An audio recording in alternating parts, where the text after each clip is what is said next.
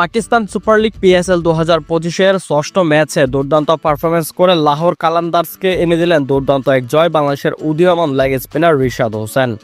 ম্যাচে বল হাতে চমৎকার নৈপুণ্য প্রদর্শন করে তিনি অর্জন করেন দুইটি মর্যাদাপূর্ণ পুরস্কার, super power of the match এবং সর্বোচ্চ উইকেট শিকারীর জন্য ফজল মাহমুদ ক্যাপ।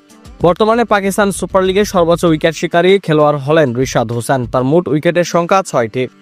লাহোর কালান্দার্স ও করাচি কিংসের মধ্যকার এই উত্তেজনাপূর্ণ ম্যাচে লাহোর প্রথমে ব্যাট করে তুলে 201 রান।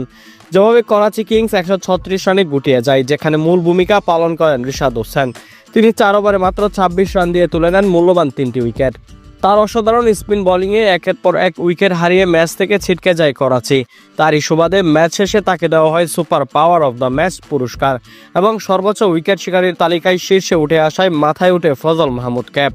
রিশাদ হোসেন ইতিমধ্যেই বাংলাদেশ দলের হয়ে নজর করা পারফরমেন্স দেখিয়েছেন। এবার PSL-এ অভিষেকেই নিজের জাত চিনিয়ে দিয়েছেন। বাংলাদেশি তরুণ এই স্পিনারকে ঘিরে এখন দেশে ক্রিকেট আঙ্গনে ব্যাপক আশাবাদী। এমন পারফরমেন্স ভবিষ্যতে তাকে বিশ্বসেরা লিগগুলোতেও নিয়ে যেতে পারে, এমনটাই মনে করছেন এখন সাধারণ ক্রিকেট সমর্থকরা। প্রিয় দর্শক, গতকালকে রিশাদ হোসেনের পারফরমেন্স আপনাদের কাছে কেমন লাগলো তা অবশ্যই আমাদেরকে কমেন্ট করে জানান।